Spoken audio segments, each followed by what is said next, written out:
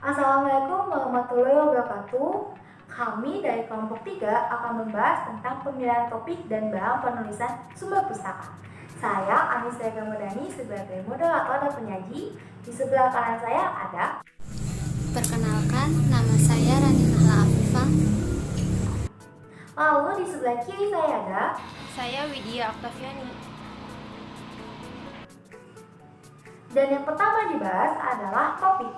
Topik akan dibahas oleh Rani Nahla Hafifah. Sini saya akan menjelaskan tentang topik. Topik merupakan suatu pokok pembicaraan. Topik adalah hal yang pertama kali ditentukan ketika penulis ingin menulis suatu karya tulis.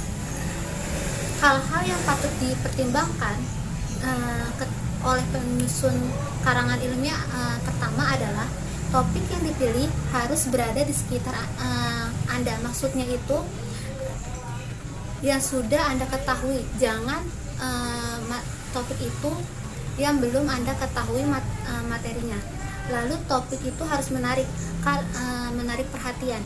Maksud menarik perhatian itu ketika topik itu menarik perhatian, maka Anda akan terus-menerus mencari informasi tentang topik tersebut dan mencari permasalahannya. Yang ketiga, topik dipilih terpusat pada suatu lingkup yang sempit dan terbatas. Jangan mencari topik yang masih bersifat umum karena akan mempersulit Anda untuk menemukan masalah. Misalnya, bahasa Indonesia. Bahasa Indonesia itu kan luas. Jadi harus kita mempersempit lagi. Jadi bahasa baku Indonesia. Lalu itu kan masih umum kan? Jadi kita mempersempit lagi menjadi bahasa baku Indonesia baku masa kini. Lalu yang keempat, topik harus sesuai dengan fakta dan bersifat objektif. Yang kelima, topik dipilih harus mengetahui prinsip keilmiahannya. Maksudnya seperti apa? Kayak penerapan apa yang digunakan, metode apa yang digunakan, lalu analisis apa yang digunakan, referensi buku-buku apa saja yang digunakan dalam penelitian tersebut. Lalu yang terakhir ada topik dipilih harus memiliki sumber acuan. Maksudnya itu seperti buku, majalah, artikel yang bisa mencari informasi tentang masalah yang kita tulis dalam suatu karya tulis. Lalu ada pembatasan topik dan penentuan judul. Jadi setelah kita menentukan judul, kita harus menguji sekali lagi apakah judul tersebut sudah benar-benar sempit atau masih mengambang. Masih mengambang di sini adalah masih umum. Jadi masalahnya itu masih bercabang-cabang. Ada dua hal yang harus diperhatikan. Pertama, judul harus disenangi oleh penulis. Karena apa? Dengan judul yang disenangi oleh penulis, karya tulis tersebut akan semakin cepat selesai dibandingkan dengan judul yang tidak disenangi penulis. Maka akan jauh lebih lama dalam mengerjakannya. Karena sesuatu yang dipaksakan hasilnya tidak maksimal.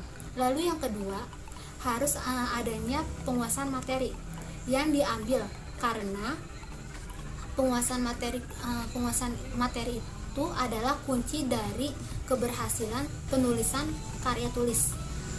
Dari kedua hal tersebut tidak dapat dipisahkan. Kalau salah satunya tidak ada, maka karya tulis itu tidak dikatakan berhasil. Salah satu untuk mempersempit ruang lingkup judul dengan memperbanyak kata atau frasa. Semakin panjang judul, maka semakin sempit ruang lingkup makna yang dikandung. Setelah kita membahas topik, kita akan lanjut ke pembahasan berikutnya, yaitu bahan pustaka. Bahan pustaka akan dibahas oleh Widya Oktaviani. Selanjutnya, saya akan membahas apa itu bahan pustaka. Bahan pustaka ialah di mana perpustakaan pada umumnya menyediakan berbagai koleksi data atau informasi yang terekam dalam berbentuk media, seperti media cetak, media audiovisual. Hal yang pertama harus kita lakukan pada saat memasuki perpustakaan adalah memahami di mana letak informasi yang dibutuhkan berada. Salah satu tempat yang patut kita tuju adalah bagian referensi. Bagian referensi ini biasanya berisi koleksi tentang ensiklopedia, indeks, atlas, ataupun kamus. Lalu selanjutnya ketika memasuki ruang referensi, yang pertama harus kita lakukan ialah yang pertama, mencari buku dengan online katalog dan card katalog. Pencarian buku dengan cara online katalog biasanya menggunakan terminal komputer.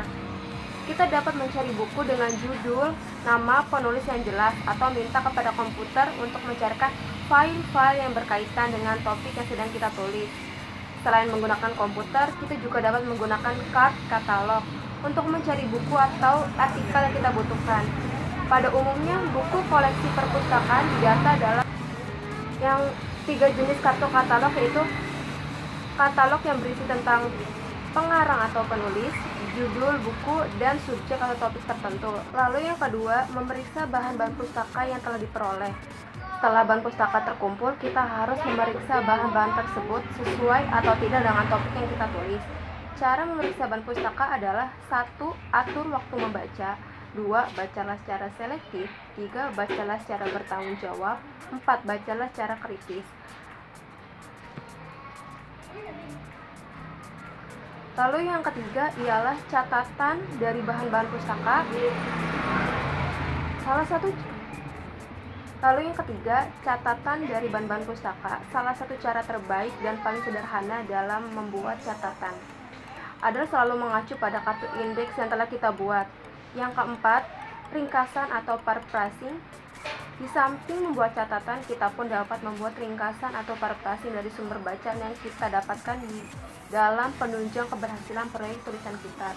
Lalu yang kelima ialah membuat kutipan. Kita harus mengutip dengan persis dan apa adanya pernyataan dari sumber bacaan yang kita gunakan. Setelah Rina membahas topik dan menjawab Tatiani membahas tentang bahan pustaka, selanjutnya adalah pengumpulan data. Tapi sebelum kita melakukan pengumpulan data, kita harus memiliki judul yang sudah disetujui oleh pembimbing. Jika judul kita belum disetujui oleh pembimbing, sayang sekali kita belum bisa melakukan yang namanya kegiatan pengumpulan data. Di pengumpulan datanya ada 3 langkah. Yang pertama, mencari informasi kepustakaan dan terjun ke lapangan. Jadi misalnya seperti ini, saya ingin mengambil judul analisis kalimat majemuk perapatan pada kalangan siswa kelas 5 SD. Nah, saya mencari informasi kepustakaan yang berkaitan dengan kalimat majemuk perapatan. Di samping saya mencari informasi kalimat majemuk perapatan, saya juga terjun langsung ke lapangan, yaitu saya melihat kalangan siswa kelas 5 SD itu seperti apa. Lalu di kalangan itu kita lihat yang mana kalimat majemuk perapatannya tuh, kita analisis setelah itu. Lalu langkah yang kedua ada mengategorikan data menurut jenis, sifat, atau bentuk. Di sini maksudnya itu apa dulu nih yang mau kita bahas? Apakah kita akan membahas analisis terlebih dahulu? Misalnya analisis itu apa sih? Bagaimana caranya melakukan analisis atau dan lain-lain. Lalu selanjutnya dari kita membahas analisis itu, kita membahas misalnya tentang kalimat. Kalimat itu apa sih pengertiannya? Kalimat itu yang seperti apa wujudnya? Lalu setelah kalimat itu kita bisa turun ke kalimat majemuk.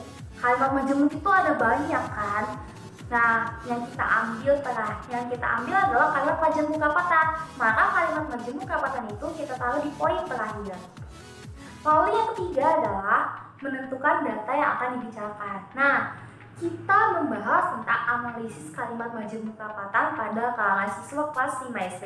Berarti yang data yang akan kita bicarakan itu adalah kalimat majemuk perapatan. Maka dari itu setelah kita membahas analisis kalimat majemuk, lalu setelah itu ada kalimat majemuk perapatan. Nah, di kalimat majemuk perapatan ini kita fokuskan, kita membahas kalimat majemuk perapatan dari awal sampai akhir. Sekian presentasi dari kami, kurang lebihnya mohon maaf. Wassalamualaikum warahmatullahi wabarakatuh.